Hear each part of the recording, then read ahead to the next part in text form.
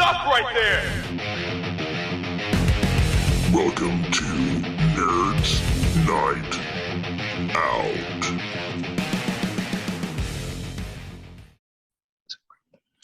All right, move your giant hand.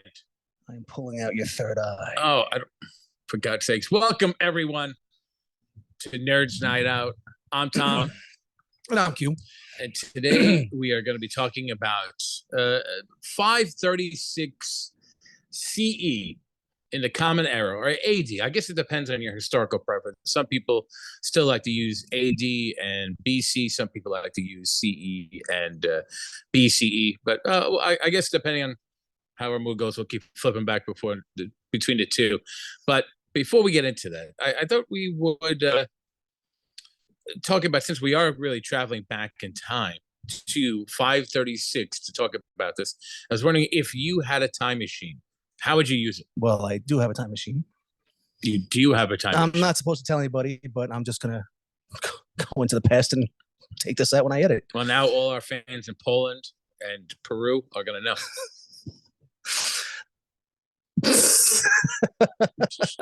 Big shout out to Peru. Big shout out to Poland and Peru. Poland.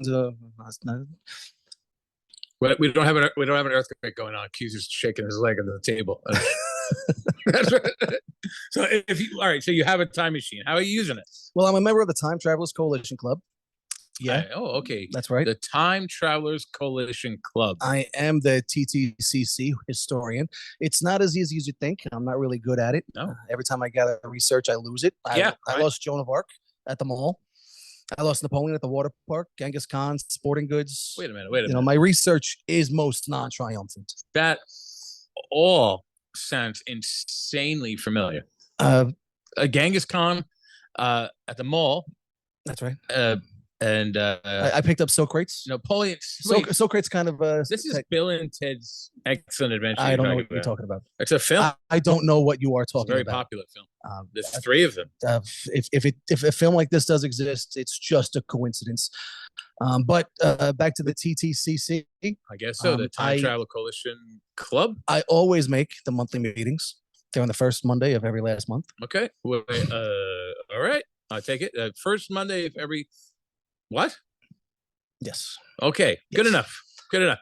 The first Monday. That's confusing. This is why time travel. This is why people don't like to read time travel books, I guess, or watch time travel movies, because I guess it's that whole paradox of time travel that really would just absolutely drive people crazy.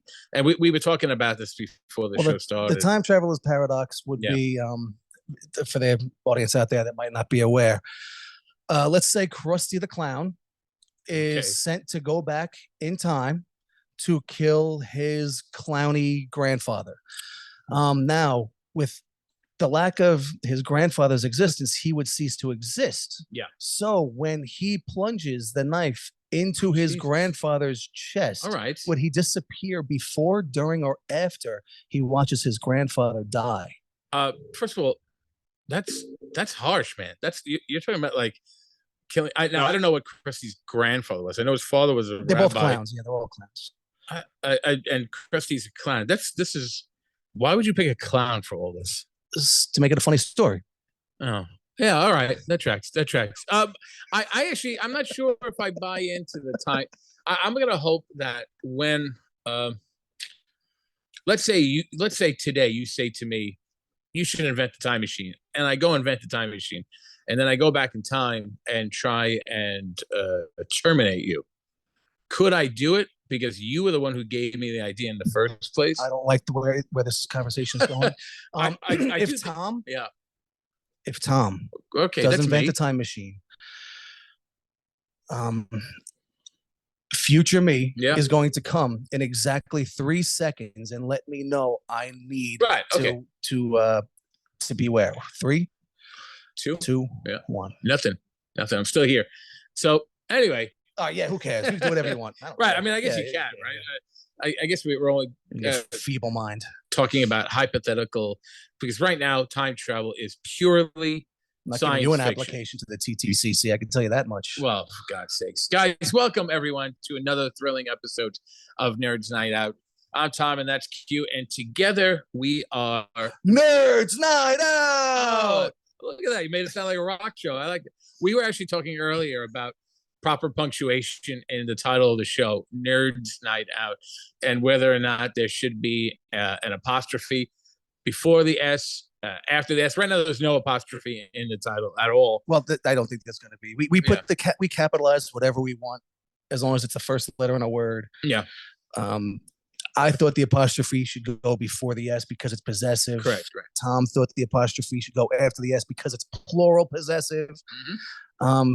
But really, we're just making up the English language. And if you guys are wondering why we're hosting a show called Nerds Night Out, we debated for about 10 minutes about an apostrophe. So if there's anyone more suited to be host of a show called Nerds Night Out, it's two grown-ass men. We came to no conclusion. I decided to enact the Roger Rabbit philosophy. If you are familiar with the movie Who Framed Roger Rabbit, it does not have a question mark at the end of it, and it was purely omitted for aesthetic purposes. It just looked better without it. So I think that's where we're going to go with the punctuation. Well, I can't argue that logic. No, it's hard. You can't argue with a rabbit. I mean, listen, he has great taste in women. He had shadows. You have to explain that sentence. I'm pretty sure it was the first animation that had shadows. Oh, he had shadows. Yeah. Okay, as in, yes. Yeah, that's pretty, it was a great, God rest in peace, Bob Hoskins, right? He's dead, I think. It's dead to you. No, I'm pretty sure he's dead. But so I complain a lot. In case if you know me, you know I complain a lot, and I complain and I moan and I complain nonstop that yesterday sucked and this year isn't going well. I could literally say this is the worst year. OMG. To be alive. I'm having like the worst weekend ever. Oh, worst weekend ever. I slept for 11 hours and I just can't wake up today. Okay. Yeah. It is like the worst day ever. I'm just gonna Uber Eats my lunch. I don't care. It's a terrible day. Yeah, our complaints. I would imagine that. And by the way, the reason I mention that is because historians would wholeheartedly disagree with me about this being the worst year ever, and they largely come to the conclusion that 536 CE is historically the worst year ever. But it does sound, I mean, do you ever catch yourself complaining about something like that and realize that you just sound like a whiny little jerk? Like I say, like, oh, like, how was your weekend? I'm like, fine. I had to run around all weekend. I went to a restaurant with my family, and my family is all alive and they support me. Not suffering from dysentery. They don't have the whooping cough. Oh, we made great memories, but I didn't want to be there anyway. I know. I was tired from a long day of work. Oh, what do you do at work? You push boulders up a hill? No, I teach children. You got paid for your work. And I got paid, yeah. You exchanged your services for currency. It does feel like you didn't build a pyramid. Right. For generations in your family. I know. It does feel like you can negate anyone's complaint nowadays by being comparative to what happened before. I'm just saying. Anything I can complain about, I'm sure someone out there has it a heck of a lot worse than I do. I don't know, man. I'm telling you, that 11 hours of sleep last night, it's rough. It's rough. Bear in mind, there are people, a quarter our age. I had 2 boba teas and it did nothing. Yeah, right. Oh, God. Well, I got to tell you, so 1488 years ago, it's generally considered to be the worst year in human history. Now, I noticed you said that it was 536 CE. Yes. Scholars have recently changed it to CE, which stands for Common Era, having changed it from AD. In order to be more inclusive. The rest of the world never really knew what AD stood for, so it's just to be inclusive with everyone else. Anno Domini. So you're the guy that knows. Yeah, Anno Domini. So Anno Domini is in the year of our Lord. It's Latin. I was a fake Latin teacher for about 6 years. So why was I always tell people I was very, man, I got to tell you, this I, is I so had a stupid. follow-up question, but no. Let's talk about this. I know. But I was a fake Latin teacher for 6 years. I studied Latin when I was a student at high school. I went to a seminary to be a priest, and that did not work out well. But I think your wife would also say that. she would Did just, not she would work out also well. say, well, hopefully it worked out well for her. She got this. She got this. But a few years back, maybe about 10 years ago, maybe more now. Gosh, my memory all kind of makes everything feel like a few years ago. But the principal of my school a couple years ago said we needed a foreign language teacher, and she took high school Latin, and she remembered that I had taken high school Latin. And me being the pompous, arrogant fool that I am, when she asked me if I could teach, I was like, hell yes, I could teach. I could teach anything. And then I went home and remembered that all the things I learned in a seminary were no use to me in a public school. So reciting the Lord's Prayer in Latin was inconsequential. So I had to go home and relearn so much. But I did enjoy it. The funniest thing that ever happened. Did you do the Pledge of Allegiance in Latin? No. I tried to stick to things that I thought the children.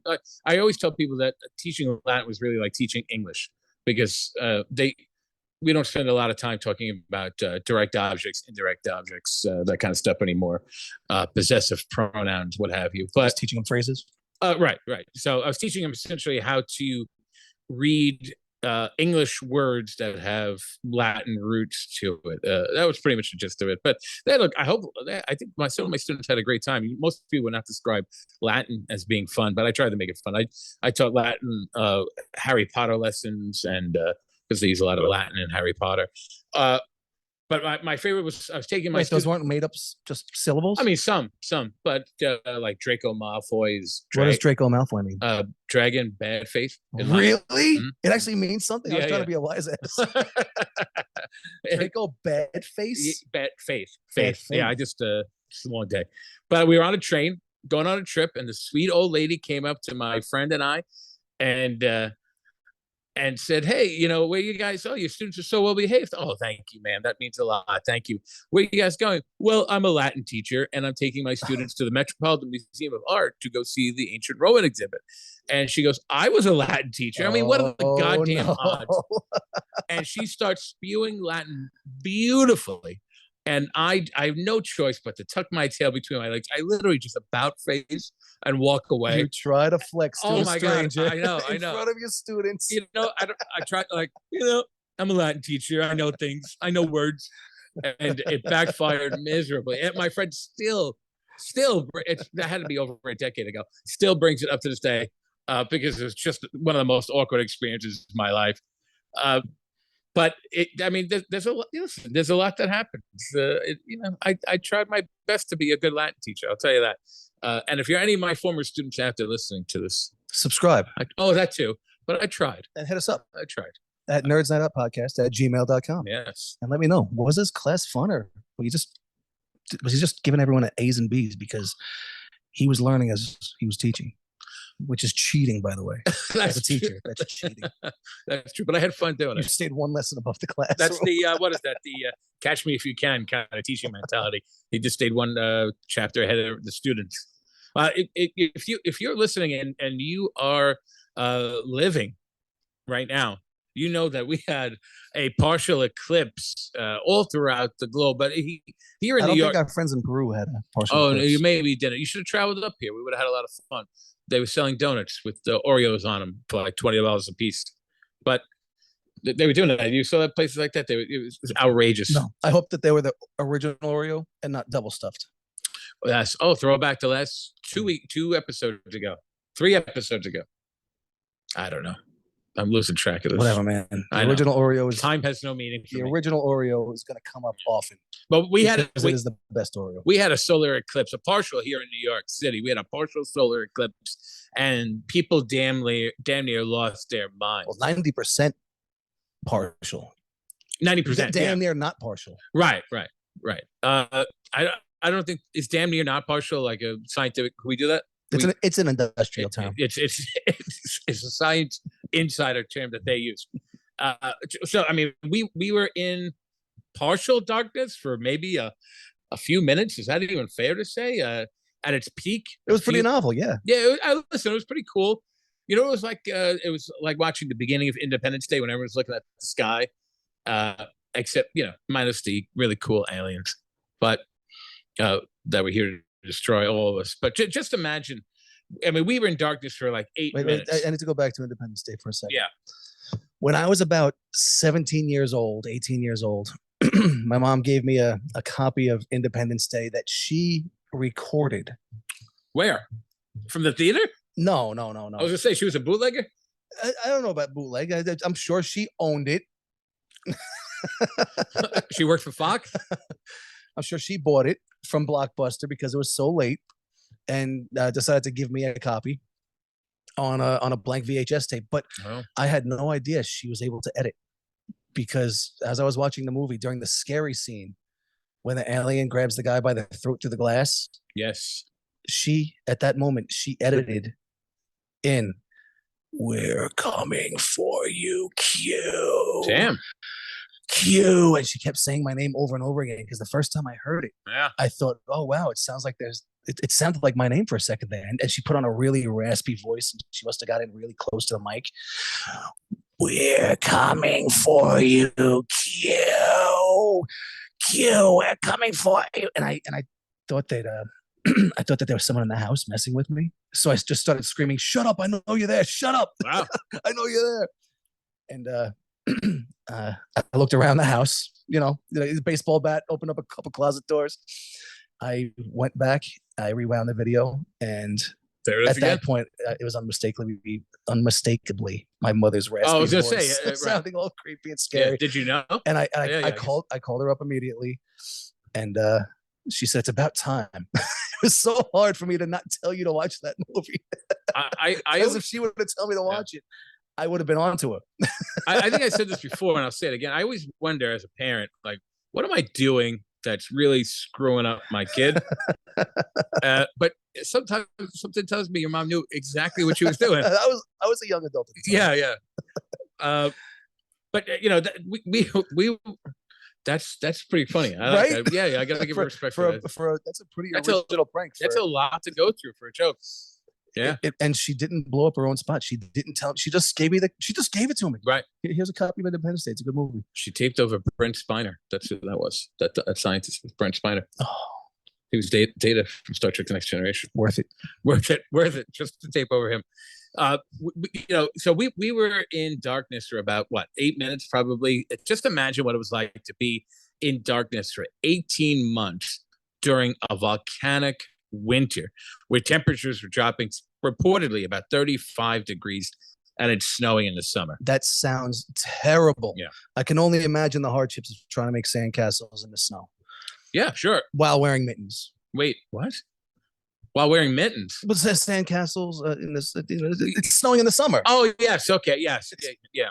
It must have been rough. But this is what's going on in and around 536. And the crazy thing is, we're gonna talk a little bit today about what was going on, what caused all this, and what were the results of it. Some factual, some mythological, all of which really are recent confirmed findings. But it was a hell of a time. Yeah, just imagine snow in the summer, and we are talking about something that's global. The catastrophic events that we're talking about were recorded from places as far away as China all the way to Peru. Although most of what we are talking about was recorded in and around Europe. Well, places that had a written language, I'd imagine. That didn't die off. Right. It is amazing to think about how much of history is actually lost, like just how much of the history of the world. Well, did any civilizations of the Americas? I know the Mayans. Yeah, the Mayans. Right. I think the Aztecs had written language. They did. That's all I can think of. Are there any more? Oh, tons. Unfortunately, as the Europeans came marching and stomping through the Americas, one of the things they did is this, willful erasure of culture. So I always talk about how in with the ancient Egyptians, if you were a criminal, one of the things they would do is go through any recorded instance of your name and erase it. They went the Vince McMahon route. Yeah, exactly. Right. Like you don't exist anymore. So like Chris Benoit is to WWE. You're fire. They would erase you from history. And the Europeans did similar things with the Native American culture, or the indigenous cultures, I should say, and to make sure that they were erased from history. Not only would they, with disease wipe them out, with the weapons wipe them out, but what little evidence there was of these people would be destroyed. So there's so much history that's going to be lost to time. I mean, there's no way to give it a percentage because obviously it's unknown. It's incalculable. Incalculable. Is that a word? I think so. Yeah, I think it is. I'm just mispronouncing it. But it's really incalculatable. Sure, let's go with that.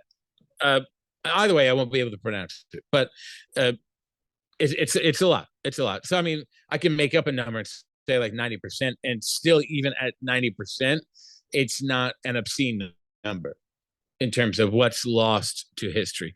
But just imagine living in that kind of world. 18 months of darkness, okay?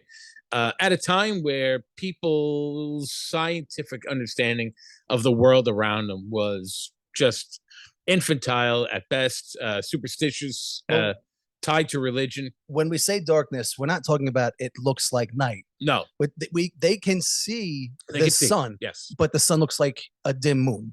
That's fair. Yeah. They're talking about how, like, at noon, there were recorded instances of people in Ireland and England talking about how would be noon not being able to even see a shadow. It's just that's that dark. A terribly overcast day. Terribly overcast day for 18 months straight, leading to global cooling, which in turn leads to rampant starvation, economic unrest, which is not something I touch too much on, because if you know me, economics are certainly not my strong suit. I do know that there was even reports that so much gold became so scarce during this time period because so many people were offering up gold as a sacrifice to the gods to make all this go away, that eventually this leads to like a switch to a gold and silver standard, which is, in terms of coinage. How do you sacrifice? I guess you present it as like, please God, stop punishing us. Take this gold. It's an element. It doesn't turn into anything else. Right. I guess maybe they buried it, or I don't know. Economics. I've written 2 checks in my life, both wrong. So you can't go by me. And of course, one of the things we're going to spend some time talking about tonight is this idea that as a direct result of, or if not a direct result of this volcanic winter, certainly compounding the issues going on at the time, we had this widespread disease, the bubonic plague. Well, you just listed 2 of the 3 things that can potentially end any civilization. Yeah. Disease and famine are the 2 that you just mentioned. Right. The third is war. And it's a good thing you didn't mention that, or else this would have been a depressing episode. So, ladies and gentlemen, as we listen to this upbeat episode, let's all spoil ourselves and whip out the mimosas, break out those crazy straws. Wow. Yeah, but I hate to be the bad guy. That was me. That was the crazy straw. I was working it through. It takes a few seconds. Oh, yeah. To you got to numb your way through it. I don't want to be that guy either, but I will tell you that a lot of there was war going on too. Yeah, I don't want to be the guy, but of course, I mean, it's human history. This is. Can I keep my mimosa? You can enjoy that, and I love the crazy straw. I love it. One of the interesting things to come out of this is that there is a this British. Thing's never gonna get clean, by the way. I'm gonna have orange pulp in here for weeks. I mean, you gotta. It's gonna be a fun surprise when I'm drinking milk tomorrow. You gotta power wash that. Yeah, there's no way to get it out. A lot of people actually, not a lot of people, excuse me. One of the cool things about this is that King Arthur. Are you familiar with King Arthur? Yes, and the Easter Bunny. Right. All right. They are of the same cloth. Right. King Arthur could have possibly it could possibly the rise of King Arthur at least could possibly be connected to this volcanic winter. There was a Andrew Breeze, who is a British-born professor who's currently teaching in Spain. He wrote a paper in 2015 and then again a book in 2020 on King Arthur. In this particular book, he puts King Arthur in Scotland a lot. And if you read the exploits of King Arthur, depending upon who you're reading, you know that King Arthur's location changes quite often, where he was, where he fought. Anyway, in this book, he theorizes that Arthur didn't fight for land or wealth, which are the things that you are most fighting for at this time, but rather he was simply fighting to get food to his people in light of all the famine going on. And of course, it should be worth noting, as Q mentioned. That's all baloney. Yeah, King Arthur succeeded King Midas when he pulled the sword out of the rock. Well, and, didn't King Arthur knight Peter Pan? Wasn't Peter Pan knighted? Robin Hood. Yeah. Peter Pan. No, Neverland. All fictional characters. This backdrop was Neverland. Yeah. All fictional characters. There really is no definitive evidence to suggest that King Arthur was actually a real person. Sorry. I don't want to be that guy, but it's okay. I'm pretty sure everyone knows that there's no lady in the lake that holds a sword for him. No Merlin, no magician. Guinevere and Sir Gawain. Dude pulled a sword that was just hanging out on a rock. Right. I mean, it all sounds so plausible. I take it back. Yeah, I mean, it probably happened.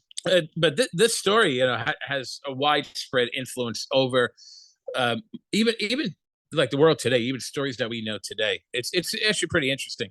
So just imagine all of that: the starvation, the war, the famine, the disease, all of that, and that what it was like to live in 536 CE, and that is really just a taste of it. Just so we're clear too, as we're talking about this topic, most of tonight's episode's research is based on the work of a Harvard University Initiative for Science. It's gonna be one man. His name is Michael McCormick, and he is the head of the Harvard University Initiative for Science. The Michael McCormick, the science of human past, which I guess is the science of human past is a great way of saying just kind of history. I'm a big fan of McCormick. I've had one of his black pepper tins. Those things last for decades. Yeah, that's just. I think my grandmother got one as a wedding gift, and it's in my kitchen right now. So you're thinking of just McCormick the Spices, which is the same name. Yeah, but it's not. Big fan of Michael McCormick. Not the same. No, that's not Michael McCormick. He's not known. How old is he? I actually don't know. It's been around forever. I do know that most of the definitive research that we're talking about in terms of what is known about 536 is relatively new, or at least our understanding of it is relatively new. There are records that indicate what had happened. Thank goodness people kept. Remember, this is a time period where you're talking about maybe 1% of the population has the ability to read and write. So, did you know that the people that were able to read back then were not able to read to themselves? It's actually recorded that back. I've never heard this. Yes, in the 5th to 6th century, and before that, scholars that were able to read had to read out loud. They did not know how to read to themselves. They wouldn't read to themselves. They would read to themselves out loud. Okay, I get what you're saying. Yes, and there were people far and few in between that were able to read to themselves, and they were questioned. I guess this would be like reading for pleasure then. Like they're not reading for pleasure, right? I mean, if you're reading to yourself, I don't think there was anything pleasurable to write about. That's what I'm saying, right? You're not really doing. Well, I mean, we do have. I mean, that's why the word romance itself comes from the idea that the Romans would often write about love and passion. I guess it depends on the time period, the location. But a lot of these stories are not being written down at this time because of that, because there are really select few people with the ability to read it and especially to write it. So knowing what happened in history is... Yeah, these are all official scribes. Right, yeah. Officially scribing things for the people in charge, for the church. Yes, largely for the church. Yeah, for the church and for kings themselves. They're the ones that got to write history. Yeah. By the way, scribare is Latin for to write. I learned that. Yeah. I taught you guys that. If you're listening, I taught you guys that. That's very interesting. Yeah. Well, I mean, there's so much connected to 536. It's pretty cool. That everything, like I said, from the rise of King Arthur to the fall of the Roman Empire, which, of course, if you are a historian out there or you're interested in history, you know that the fall of the Roman Empire is such, even now, a debated thing. How it fell, when it fell, who knew it had fallen, because, the western portion of the empire, eastern portion of the empire, falling at different time periods. People are largely, you could have been in the Roman Empire not even aware that it had fallen. It's pretty cool stuff. But even the Norse mythological tale of Ragnarok is connected in some way to the 536 kind of volcanic winter. That's right. Yeah. The Vikings would have plundered for their food during this time. Because they also would be feeling the hardships. They would, yeah. So not only they plundered for food, they brought back gold, silver, precious stones, and Ragnarok. No. Yeah, that's where you may be a little. Let's go with that. Ragnarok. Let's go with that. Yep. I said they brought back gold, silver, precious stones, and Ragnarok. Yep, Ragnarok. It's something they brought back with them. Not a mythological tale. Isn't that a station on Sirius XM? Yeah, you're listening to Ragnarok. All right. Right next to Liquid Metal. All right. Nordic music all the time, which they love their heavy metal, man. Oh, yeah, they do. Yeah, they do. Death metal. Yeah. They'd get mad at you. They would not say that it's heavy metal. Death metal. Yeah, doom metal, black metal. Seems a little extreme. Yeah. You know way more about that than I. I only know that they exist. Yes. Yeah, that's a different breed over there. The scene up there in those Norse countries, their black metal scene is like nothing else on the planet. Okay. Yeah. There's documentaries about it, burning down churches and stuff. Yeah, they're crazy. Yeah. Yes. Okay. It seems like you should be able to enjoy your music without destroying a community center of some kind. Well, just like every other scene, one person wants to be more than the other. And from that's any trying scene. To outdo the other. Yeah. Being a fan of music, there's always the one group of people that are punker than you. But it's even in the art scene. You see some people. I'm hungrier than you. No one is hungrier than me. The cataclysmic events that transpired within 536 and the following years were documented largely in Europe again, but its effects are noted all the way from China to Peru. So what caused 536 to suck so terribly? Well, let's start with let's start with the gigantic, massive volcanic winter, the likes of which humanity has not seen in over 2,000 years. Is that 2,000 years from today? From 2,000 years from then? I guess both. Because if it's from today, then it's 14 years. 1,400 years. Yeah, years. About 1,400 to 28 years, something like that. Yeah. But prior to it, so including up to and before it as well. So they haven't seen it since 500 years ish. Correct. Right. Yeah. So the last time they saw it was 36. I don't know. That doesn't sound as impressive. No, 36. Yeah. Maybe it's 2,000 years from then. This always threw me off as a kid because there's no 0 year. So well, let's say that there is one. But there isn't. Are we talking about 1,500 ish? Oh, BC? I meant zero. As in like BCE? Zero. The first, like when you went from 1 BCE to 1 CE, it didn't stop at like 0 and then continue. It went from 1 to 1. There's no 0 year. It really threw me off when I was a kid. Well, yeah, because you count the year on January. Yeah, there was. Yeah. Januarius. It would be January of 0. Yeah, that would just confuse people. Yeah. So, I mean, the calendar's crazy different back then. The concept of the universe is crazy different back then. We now know. Bear in mind, this is like a now know. When I say now, I mean relatively recently. We're going back to probably 2015 with some of this research. So, like 9 years ago, not 900 years ago, 9 years ago.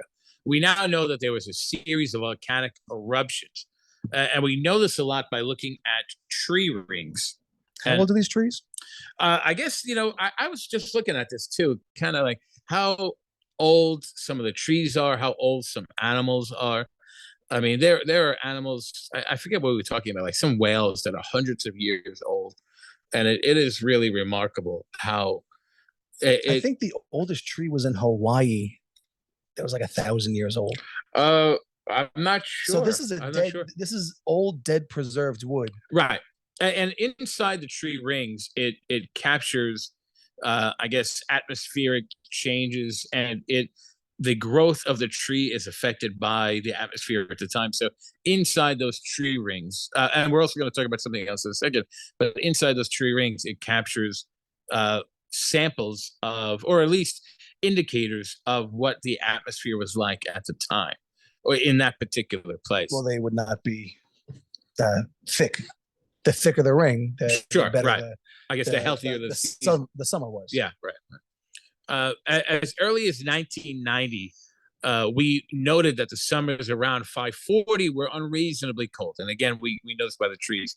However, in 2015, ice core samples provided further evidence of the volcanic winter. Now, if you're talking about these ice core samples, you're talking about like 71-meter long ice core samples, just gigantic. What's that in freedom units? In freedom units, I don't know. I don't know the conversion. Equal in another thing I'm terrible at, math. I don't know the conversion of meters to freedom units. Let me just ask the producers. Hey, Jamie, can you get me the freedom units of 71 meters? All right, thank you. Yep. Okay. We'll roll with that one, and Jamie's telling me that it's 77.6 yards. These ice core samples further provided evidence of the volcanic winter with high levels of sulfur and other chemicals that are produced during these eruptions. And it became clear that these eruptions either, they blocked or reflected the sun and caused just a massive global cooling. And by matching the ice core samples to the tree rings, we were able to determine that a massive volcanic event, most likely in the Northern Hemisphere, still something that it's debated about where this happened, possibly Greenland, preceded the global cooling. Now, a 35-degree difference means no crops, not just, there are some hardships. It means there's nothing to eat. The whole earth now is in survival mode, not just the humans. We're talking Mad Max with no Master Blaster. We're talking Waterworld with no Kevin Costner. Even dogs and cats, mass hysteria. Even in Waterworld, everybody points out that in Waterworld, even like if they were right about sea levels rising to the levels that it did in Waterworld, there would still be plenty of land. The coastal cities would be gone, but there'd still be plenty of land. Just saying. And by the way, I think Waterworld gets a lot more hate than it deserves. It was not a bad movie. I liked it. Yeah. Just, I had to defend it like crazy back in the 90s, though. Yeah. I think people were lambasting it because it had such a ballooned people love budget. To hate it. Yeah, people love to hate. People love to hate this, right? So Byzantine historian Procopius wrote that for 18 months, the sun gave forth its light without brightness, like the moon, during the whole year. This sounds terrifying and beautiful at the same time. Right. Yeah. You can go on Google and actually find paintings that depict this time in history. And all the pictures show a yellow sky. As in like a romanticized version of what was going on? Or as in this is what they saw. This is what they saw. Yeah. This is what they saw. Yeah. Do you remember the wildfire, the Canadian wildfire? Oh, yeah, sure. Was it last summer? No, it was this year. Wait. Yeah, it was this year, I believe. Was it last summer? It was over Holy the summer, heck. which means it was last year, yeah. Yeah, you're right. Oh, my gosh, I'm sorry. If you remember, it everything looked orange and yellow. Orange, yeah. Yeah, so it was probably like that. No joke, my first instinct was something's wrong with my eyes. I thought my eyesight was going. I started to panic. I thought it was a smog. Because I for people who know me, about 4 or 5 years ago, I went blind when I was diagnosed as being diabetic. Yes. Remember that? Yeah, I went blind. And I thought I was going blind again. That was because that's exactly what it felt like looking through. For anyone, I guess, on the East Coast, you would probably, it was the East Coast thing with the. Yeah, it was New York City. Yeah. I mean, from the Canadian wildfires. They didn't mention any other city but New York City. There's a lot of cities in between Canada, the country of Canada, and New York City. We make for good press. But all of the news just covered the Canadian wildfire smoke affected New York City. Yeah. I'm sure it affected maybe, I don't know, 100 other cities Buffalo, on the way like here. Buffalo, Yeah, no, that's sorry, Buffalo. Yeah, right. I guess you're not worth mentioning. Wait, how many football teams does your city have? Yeah, we're not even going to bring it up. Yeah. The Buffalo Bills, right? That's their team. They only have one. They only have one. Do we have any? Well, yeah. Do we have any? But they play in Jersey. That's the same thing. Is it though? Like, is it? Why do we consider them New York teams if they play in Jersey? Because Manhattan doesn't have the kind of open property. No. We're a bit too metropolitan for that, bro. Oh, look at you. We're not Buffalo. Buffalo. What have you done for us, Buffalo? Wings. Oh, okay. You got to pass. Yeah. You got to pass. Good for you, Buffalo. We love you get to keep your one football team. Yeah.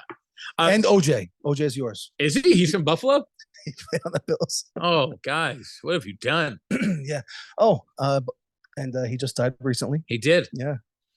I think the funniest thing was that James Cameron auditioned him for the Terminator, but they didn't cast him because no one would believe OJ is a killer. You guys really really misjudged that one, didn't you? So just imagine living at this time period. Temperatures on Earth are dropping, crops are dying, people are starving, cultures are collapsing. And around 536, we start to see the spread of a plague throughout Europe. So not only are all these things happening, guess what, guys? You're getting the plague. You get the plague, and they get the plague. Well, it's first recorded around 541 CE. But that doesn't mean that that's when it started. It just means that's when it's first recorded. There's a big difference between the two. And we refer to this as the Justinian plague. It's probably the most popular name for the pandemic that arose as a result of bubonic plague in the late Roman or the Byzantine Empire. The Justinian plague is referred to as the first plague pandemic. They didn't call it the Byzantine flu? No, it's the Byzantine flu. That's what it is. That's what it is. I don't know. I call it that because that's what it is. It's from Byzantine. So one of the ways actually we know the bubonic plague is such an old disease that we have records of it in human remains going back about 4,000 years. So in 2000 BCE, we find evidence of it largely in people's teeth. They have some kind of like you have the science of it eludes me, but some kind of like I don't know, evidence that this plague was there, something like with a Y in it. You have to forgive me. I can't think of it off my head. But they found evidence that the bubonic plague goes back. So it's not a new disease, and it's still around, which we'll talk about in a little bit. The bubonic plague is a bacterial infection, which doctors today can cure relatively easy with antibiotics. I don't know where my antibiotics came from. Antibiotic. I've heard it both ways. Did you? Excellent. Thank you. Yeah, I've heard antibiotics, but usually it's like I'm watching like BBC channel or something. Yes, they pronounce it vitamins instead of vitamins. Oh, now the bubonic plague is named after the symptom called bubos.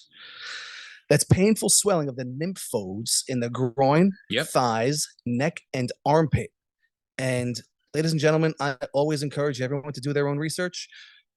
Do not do your own research. Do not Google image this. Do yourself a favor. Oh, the plague itself? Oh, my goodness. Yeah, well, I mean... and you'd think that there would be like some kind of funny joke about groin and armpit or something. Yeah. No, I'm just going to go... No. It's terrible. Yeah. And before you go. Yeah. No. One of the other symptoms is it looks like frostbite on your face. Like their fingers just rot while they're on their hands and fall off. It looks like a terrible way to go. And the fact that you're telling me that you can take care of this today with a round of antibiotics is just crazy. Well, generally you're going to see the bubonic plague pop up, and like you said, bubonic is like for lymph nodes. You're definitely going to see it pop up in areas where they lack proper sanitation. Just like lots of garbage. I don't know what the definitive answer is. Most people will tell you that the plague is spread by fleas on the backs of rats, although I do remember reading about research that indicated that whether during like the outbreak that everybody talks about, which is the Black Death, the Black Plague in the 1300s in Europe, they were saying that the weather wasn't conducive enough for rats, that it was more gerbils that had spread the plague, which I'm having a hard time picturing rampant viral gerbils. Rabid. Yeah. Like just right. Vermin. Yeah. I'm having a hard time picturing it, but apparently that's one of the, at least theories out there. I'm not sure what the evidence is that supports that claim, but that is one of the things out there. But I actually taught a couple of years ago with a woman. It sounds more like a hypothesis than a theory. Well, I'm going to say, yeah, I am hoping that even before it gets to me, that it's been vetted and at least has some kind of credibility to it. Who knows though? Who knows? It doesn't take much to really get into these journals. It takes a little bit of money. It's hard to imagine any kind of environment that rats can't thrive in. As long as humans are living in some way or another, they're going to feast off of our filth. And it's and they weren't very hygienic back then. I have a no, not largely, especially all the hygiene was kind of they were away. Like the ancient Greeks had a concept of germs and bacteria, but in terms of a evidence that germs and bacteria existed, we're in the 20th century when that's happening. They knew that these things, or at least like you said, it was theorized that germs and bacteria were out there. They knew what soap was.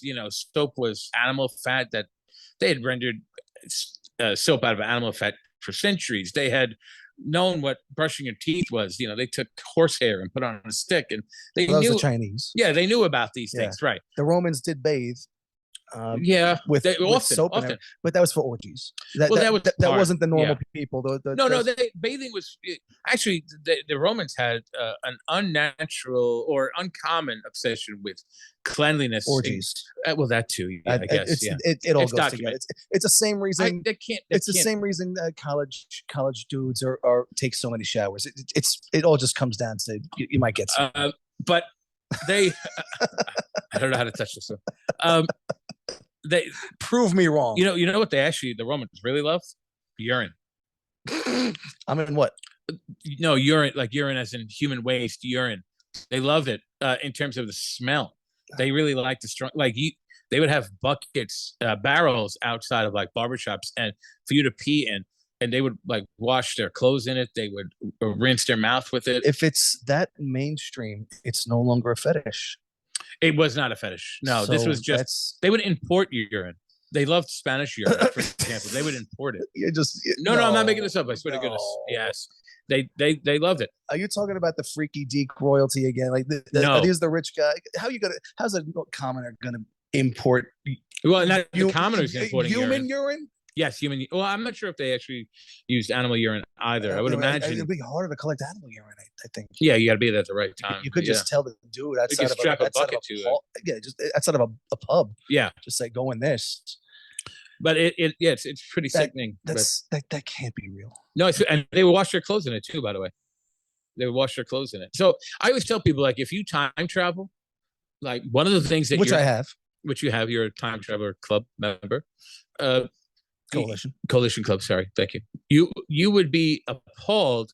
I mean, just the smell alone, you would probably gag. Like if you travel back to ancient Rome, and then you're watching like them brush their teeth, like rat brains, and gargle with urine, you're gonna throw up probably. The smell alone is gonna make you throw up. I would imagine. I wouldn't be able to take the smell. That was cool. Yeah. when you went? Yeah, I just peed on a couple legs on the way in. Well, I don't know. Did I finish the thought? I was saying that teacher I used to work with, I believe she was from Chile. She came to the United States because she and her family had escaped a bubonic plague outbreak. And I think I was probably like 21, 22 when she told me the story. And I remember being in awe, not only of the fact that she had traveled so far and survived so much, but that the bubonic plague was still around. Yeah. I mean, you can get it still. You can die from it. But if you're not treating it, you have to be really in an area that has poor sanitation and limited access to medicine. Now, of course, those are two ingredients to. Yeah, but Chile is a civilized country. Well, I was going to say those are ingredients to getting it, but that's not the only factors that are going to be there. Of course, the animals that are carrying the disease have to be present as well. But back then, if you got it, you had a probably 80% mortality rate. If you got it, you were not making it. You were probably not making it. And funny thing, I don't know how true this is either. This could be like one of those things that's repeated so often that it's true. But they had so many different cures for the bubonic plague back then. Very little actually were based on any kind of science at all. But we're going to talk about those in a minute too. But they thought that the smell of flowers would keep disease away, not just the bubonic plague, but they would keep the disease away. So you ever see those the plague doctors with the masks? The crow mask. Yeah, and that beak would be full of flowers because it was thought that pleasant smells would help keep the disease away. So sometimes people would put all these flowers inside their pockets to try and keep the disease away. Are you suggesting pockets full of posies? I am. Now, there's no real credible evidence to suggest that Ring Around the Rosie is a story about the bubonic plague, but there's a very likely chance that if you go through it, each line is representative of some aspect of the plague. Go ahead, let's hear it. Well, Ring Around the Rosie. No, sing song. I'm not going to sing song. I can't. I have no rhythm. I was sadly born with that rhythm. Ring Around the Rosie. You got these red welts that are developing around your buboes, around your lymph nodes, right? Ring Around the Rosie's pocket full of posies. Again, putting the flowers in your pocket to try and keep the disease away. What's next? Ashes. So that's one of the things that Justinian does, actually, that really helps the people that he rules over. After a while, people were dying so quick, so fast, and it was just impossible to bury them. And he says, hey, take those people outside the city. And in some cases, having the bodies burned. So that's where the ashes. And I guess All Fall Down would really be tied to that. Like, we're all dying. Yeah, that 80% mortality rate where there's a very slim chance that if you do get it, you are surviving. Imagine that. Yeah. I mean, the whole world's susceptible to catching it. And if you do catch it, you have an 80%. So that's just right. I mean, it also, I can't imagine survivors coming out unscathed either. By looking at those physically? Physically, by looking at those photos, they're not healthy when they come out of it. I don't think one day you're gonna wake up and say, "Wow, that was rough. Time to go to work." Right. Well, yeah, I guess, yeah. At that point, you're also making work seem like it was a choice. That's another 21st century spoiled mentality, like the sick day. You know what I mean? Just imagine how much pain these people were in on a daily basis. I mean, I think one of the studies of bones showed that a preponderance of people throughout history suffered terribly from like arthritis. Just terrible. They were in pain all the time. So even if you survive this, you're not doing well. Right. I mean, this is disease back then that's killing 5,000 people a day in Constantinople at the and peak. That's just one city. That's just one city, right? Because bear in mind, like records of these things, even today, record keeping is spotty at best. Back then, it's impossibly spotty. Historians, like when you see a number that ends in 5,000, if you see a zero number in history, just know that that's an estimate. In fact, historians are so aware that you're aware that number is an estimate, that if they ever actually do count something precisely to end in a zero, they won't do it. They'll change it to a 1, just so you know that it's an accurate number, which in turn makes it an inaccurate number, but still. Reminding you that it's inaccurate. Right. So it's a lose-lose. But, I would imagine that they came up with the 5,000. Yeah. Because that might have been the highest. Yeah, it's possible. Right. This is the peak. Right. Right. Yeah. Right. You gotta. If what you're talking about is the worst of, you're going to mention the worst day. Fair enough. Or among the worst days. Right. Because you certainly know they're not recording it every day. Right. Yeah, you can't keep that number up for years. The city's not that big. Correct. Yeah. The city of... I mean, the population in 536 of the world is got to be like so minuscule compared to today's population. But this was not the fall of Constantinople. No. This is theorized that this volcanic winter, combined with the famine, combined with the breakout of the bubonic plague, these are all potential factors that hastened the decline of the Roman Empire. But they are not they're not the only factors. And like I said, if this was a show about the fall of the Roman Empire, it could go on for What are you talking about? ages. It's Turkey. Oh, Turkey. Yeah. How do you pronounce it? Turkey. I don't know how to pronounce Turkey A. I say Turkey A. Turkey A. Yeah. Turkey A is the name that the country goes by now to differentiate itself. You have to forgive me too. They're not the only country that wants to change its name. I don't want to tap your arm like a child there, but I kind of liked it. India might go by a different name soon too, and you have to forgive me. I'm going to look it up in a second because it's going to drive me nuts. India might change its name as well because India is named by the English after the Indus River, but that was not India their didn't name. get to name themselves. No. No. And that's why there's a big great. That's why there's a big push to let India be what it was essentially. How do you not get to name yourself? Colonization. Yeah, colonization. That's pretty much how unbelievable, right? It's like wow. Yeah, the Aztecs. The Aztecs. If you went back in time and visited the Aztecs, and you're like, crap, you're like, hey, Aztecs, they wouldn't have a clue what you're talking about. They didn't call themselves the Aztecs. No way. No, they were the Mexica. They were the Mexica because historians are so damn confused. But Mexico got to name itself Mexico.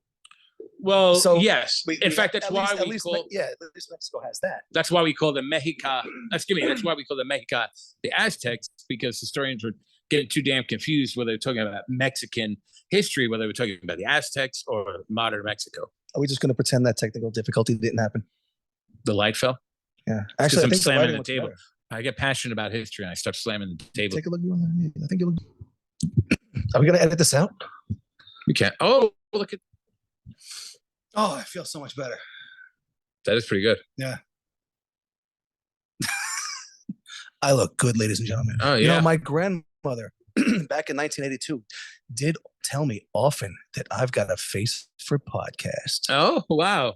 82 should do what a podcast was. God bless her. Well, she was also a member of the TTC. Yeah, I should have guessed. So, the bubonic plague still occurs throughout the world, and in the U.S., about 7 cases of the plague happen every year on average. Now, is it wrong for me to assume that most of those 7 cases are tourists traveling here while it's dormant? They're traveling here while they're not showing symptoms. Correct, right? Yeah, that is fair. That is fair. Okay, it's not just tourism though.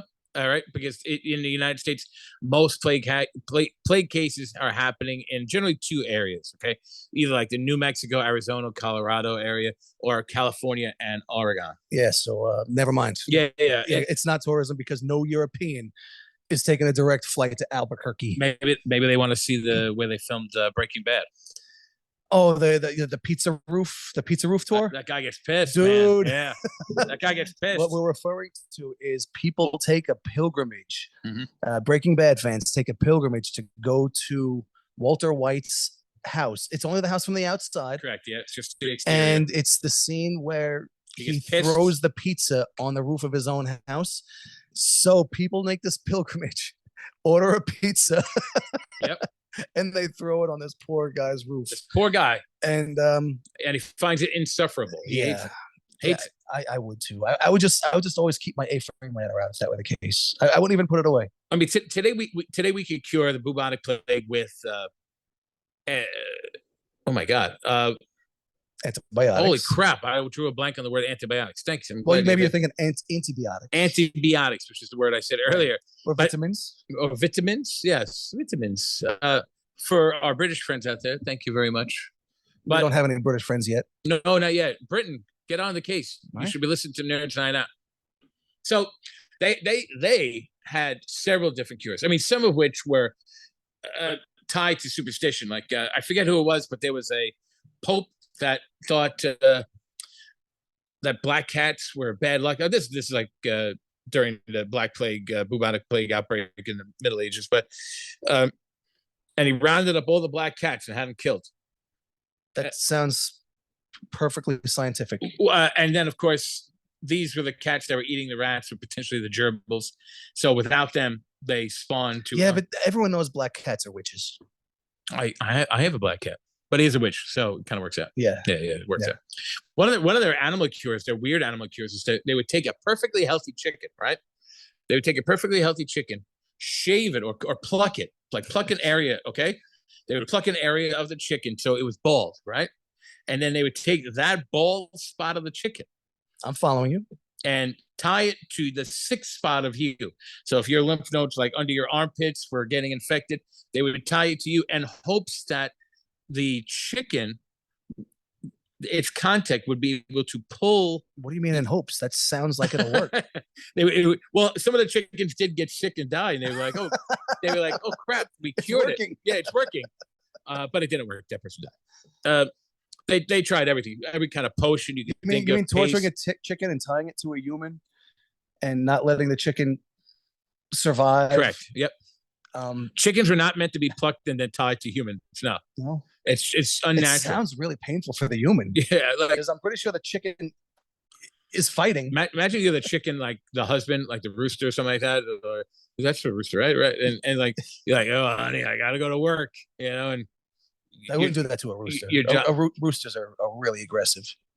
Maybe chickens are aggressive enough. So maybe all right. So maybe the wife then. Yeah. Like, honey, I have to go to work. Oh, I'm so glad you got a job.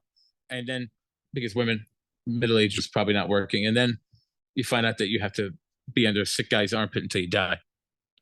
Bloodletting. You know what bloodletting is? Bloodletting is so goddamn stupid.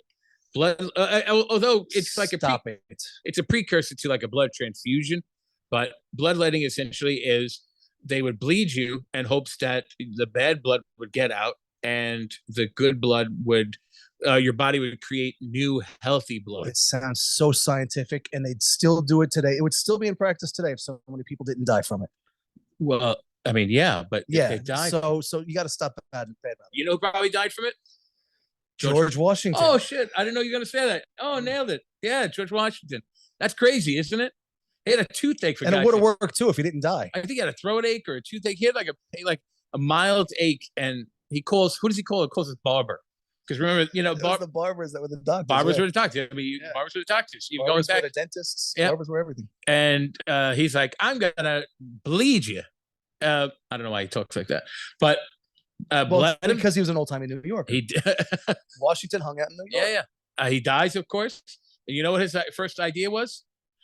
The barber wanted to go outside, kill a sheep, and then put that blood into George Washington in hopes that the sheep's fresh blood would bring George Washington back to life. But Martha was like, I don't think so. No, and stopped it. But they were gonna we could have had a half sheep zombie president. Right. Or former president. It would change the whole term. Open your eyes, sheeple. Wake up, sheeple. Could have been. Could have been. Of course, you could leave the infected areas, which that generally gave you a better chance if you went to an area that was leave Chile and come to New York City. Right. Yeah, I mean, right.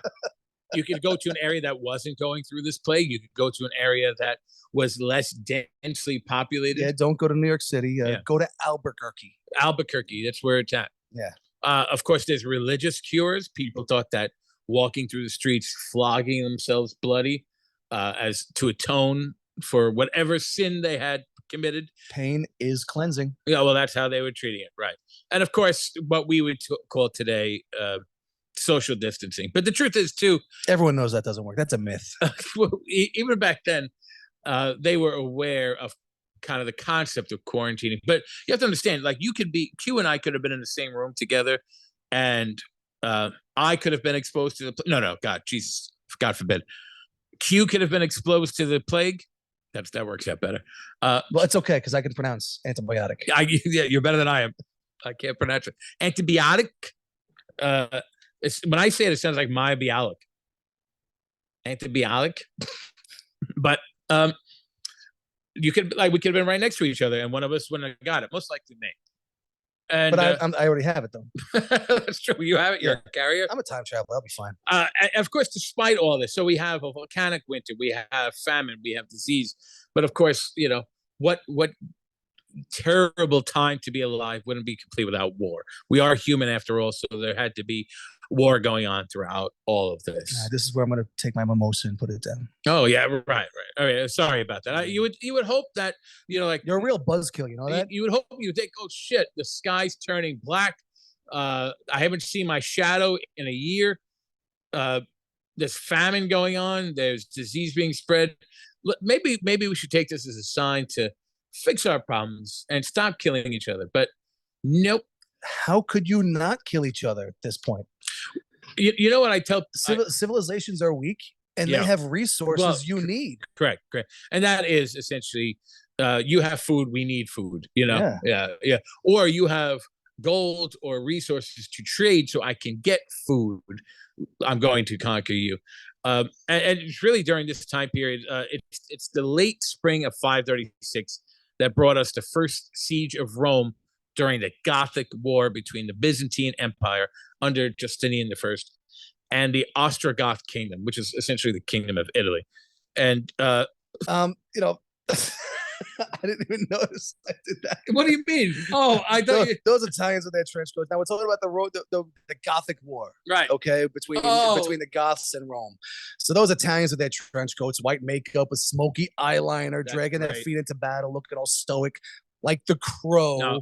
But seriously, I can see how Goth could totally be a scene during this time period. You're thinking pale skin, not akin to sunlight, callous to death and gore. Right. I was going to put bloodletting here as a joke, but kind of referring to self-harm, but that would be tasteless. So that would be tasteless. Besides the bloodletting being tasteless would have been more of a vampire joke.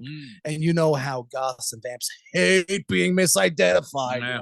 I do like a good vampire. You want to have a bad day, you go ahead and call a vamp a goth, or vice versa. Oh, you'll never hear the end of it. I think we need They'll pull you aside, drink coffee, light cigarettes in front of you, and just tell you how you're lame for 20 hours. Yeah, these are different goths, though. No, we're talking about the German white makeup. Visigoths. White makeup, long hair. Oh no, that's they start drinking coffee at like 8 years old. No, see, different goths though, different goths. Yeah, you're thinking like My Chemical Romance goths. Yeah, good band though. Oh, what about the Romans? The Romans were not the same ones. These are the ones that were just walking around all day. No, I'm sure they did other things other than. We actually have a hard time figuring out who in the hell we're talking about, especially when it comes to the women of ancient Rome. You know that? Because I mean, this is going to sound harsh, but in like Roman culture, women were not. Yeah. They're like the most important figures, and added to that, their naming. They used a tria nomina, like a 3-name thing, and just kind of like first, middle, last name, except their middle name was like their first name. So like Gaius Julius Caesar. You know what I mean? So history just knows him as Julius Caesar. But women had the same names. Like you could be in the same family and you could be like Becky. Well, you want to be Becky, but I mean, they don't have any identity at all, right? Outside of the household. No, very little did. Yeah, they were. Wow. Yeah, by the time they were like 9, you kind of knew who you were going to marry. Yeah, so not much older than you, but older than you. Yeah, and then like we don't know who married who because Becky was the first sister, the second sister, and the third sister's name. So it becomes really confusing. We know they lived because they had something like equivalent to birth certificates, and we know they died because they have funeral markers and tombstones. But now, would they take their husband's name once they get married, and that would be their identity? It's. I actually don't know. I don't know if that was the thing. It's possible, but either way, it wouldn't change their. I think it was the praenomen or their nomen, like their name. They wouldn't change their name, so it'd still be Becky. We don't know which Becky married that guy. If that makes any sense. But I guess married Becky might be, Mrs. Q. Understood. Yeah, right. But it was really hard to track who they were. But really, I mean, there's still crazy amount of war going on. So much so, like the empire removes all of its legionnaires from Britain in order to redirect them to Rome. And this just goes back and forth for like decades with like, while the people of Rome, just imagine what this is like. The city is switching hands back and forth, constant war going on. The people are starving. They're eating rats. They're eating dung. What? Dung. They're eating like poop. Yeah. Why would they eat their poop? I don't know. I've never eaten poop before. Was it Was it their poop they were eating? They ate poop. I don't know to whom the poop came from. Normally, I'd stop you at rats and question the whole rat thing. You should question the rat thing. But you followed up pretty strong with the dung, with poop. Yeah. I did. I guess if you're hungry enough, would you eat poop? Like not you no. as in Tom. I'm talking about a human that's starving. Yeah. I've never heard of, there's those people that resort to cannibalism. Right. Okay. In the Andes. Yes, the Peruvian. I don't. It wasn't Peruvian. Uruguayan. The Uruguayan rugby team. I don't believe anyone told any stories about them resorting to eating poop before people. Now, no one got angry at these people for eating other humans because they waited for them to die. Yeah. There was no murder involved. They were just doing it in order to survive. But they still ate people. Yes. Before they ate poop.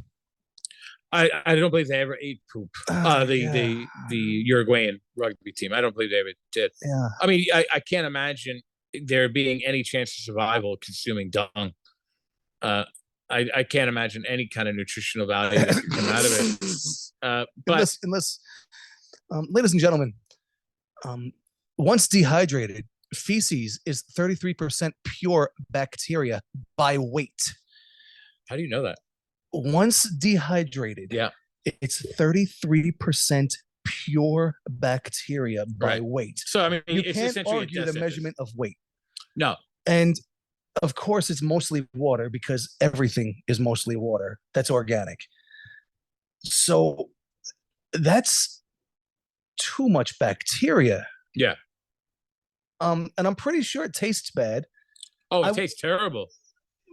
Well, yeah. Wait. But this is a weird thing because you have to understand. I guess you have to consider. You see like the Snickers commercial. You're not you and you're hungry. That a Snickers bar does kind of look like a turd. It does. I guess you have to apply that mentality to starvation, right? Like you are bereft of good judgment when you are starving. You are not yourself. I would eat the bark from a tree. People have. I would eat my leather jacket. And then adversely, I would eat a lot of things. I would eat grass. Shoes, I would eat, I would just go out and just eat weeds before I would resort to. So I just want to point out too that poop. There's the opposite too, where people have starved to death in the presence of plenitude of like protein, in the form of like, let's say, bugs and what have you, but they could not do it. They couldn't bring themselves to eating a cockroach, for example, which I think, from what I remember hearing, has like as much protein as a steak. I guess depending on the kind of cockroach. I guess by pound. Yeah, right.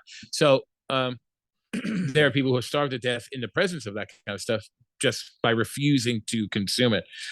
Well, it depends also. If this cockroach in front of me is vermin, that's one thing. If it's like a pet store cockroach and I'm starving, it totally changes it. Yeah. If this is a cockroach that survives because it's living in sewers, I'm probably gonna go hungry. Fine. But if I'm desperate and it's a pet store and I know that it's eating, mealworms, I don't know what clean cockroaches eat. Right.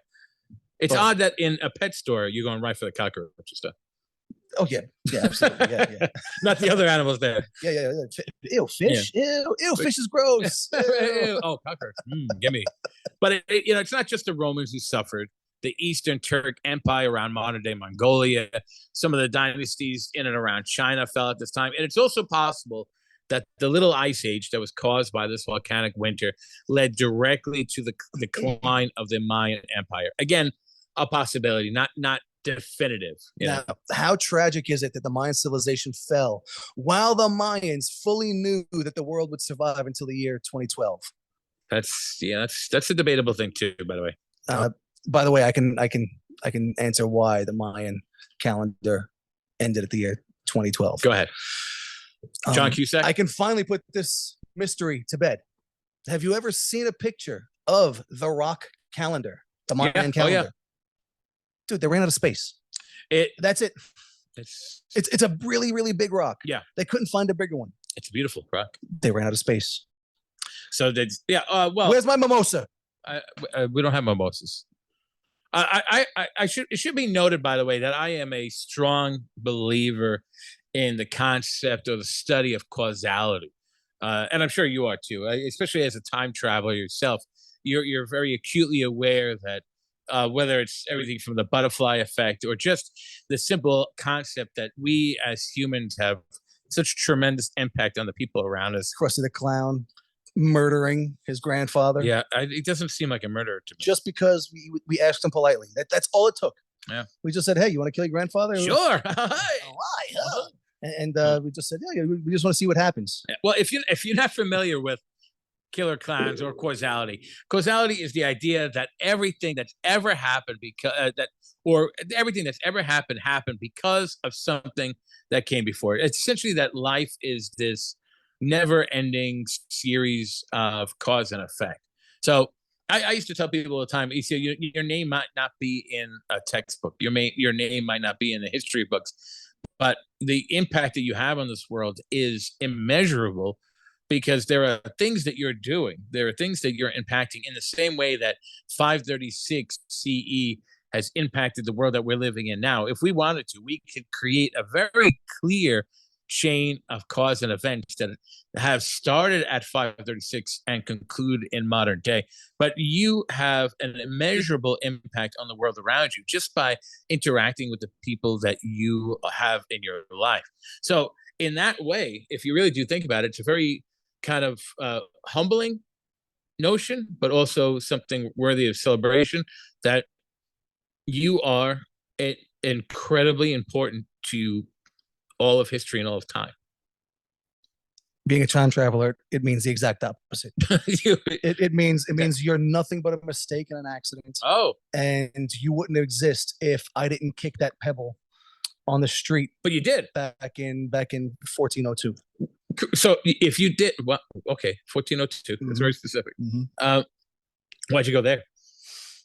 Just wanted to kill someone's grandfather. Wow, Jesus Christmas. That's just rough. Just want to see what happens. Yeah, well, a lot of things have happened. I mean, if you hadn't done that, World War I wouldn't happen. So you messed up, man. No, that was intentional. Oh, damn it. Yeah. That's what led to the killing of Archduke Franz Ferdinand. But did you notice how much of a coincidence that whole murder was? And every detective will always tell you, there's no such thing as coincidences. I don't believe in coincidence either. Exactly. I believe in causality. Correct. I don't believe in coincidence exactly at all. No. 100%. I'm glad you said that. Actually, I don't believe in coincidence at all. I believe that everything has a rhyme and a reason to it. Everything has a cause and effect. And having gone to the year 536, I found out that it was not a volcano. Oh, it was aliens, and they redirected a comet that landed in Yellowstone. That's interesting that you would do that. Yeah. I didn't do it. I just observed it. You just observed it. You had no part in it. That's right.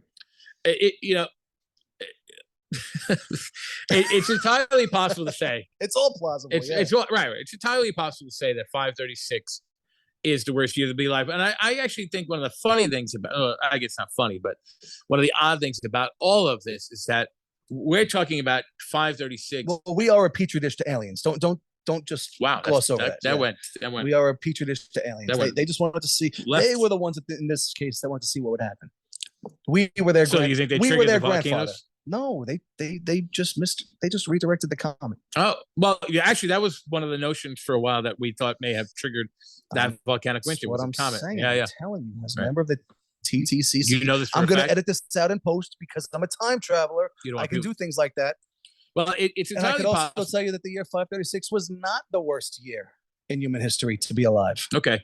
Bear in mind, this is largely based on the study of that Michael McCormick, who, if you do look up 536 in any capacity, you're essentially going to see Michael McCormick's works cited.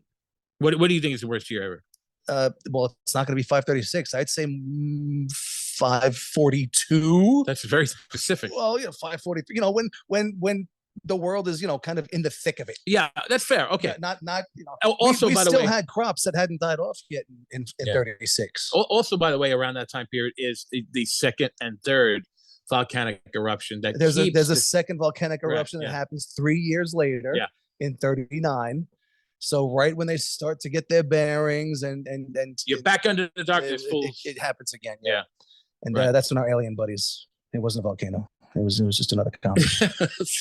Well, if you agree, if you think that 536 is the worst year ever, maybe you think 2020 was the worst year ever, or maybe you think 2024. Maybe you think 2024 is the worst year ever. Let us know. Send us a comment at nerdsNightOutPodcast@gmail.com. That whole year, I just wore pajama pants all year. It was the worst year ever. By the way, I gained 5 pounds. Let's see. Where can people reach us if they want to talk about this episode? nerdsNightOutPodcast@gmail.com. And you can reach us through Spotify.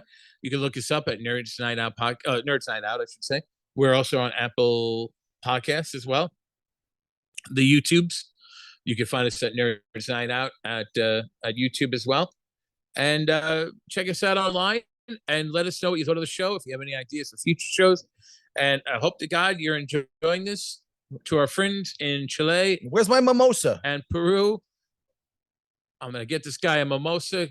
Guys, this has been another fantastic, fun-filled episode of Nerds Night Out. I'm Tom. And I'm Q. And that was 536, the worst year to be alive. Thanks for joining us.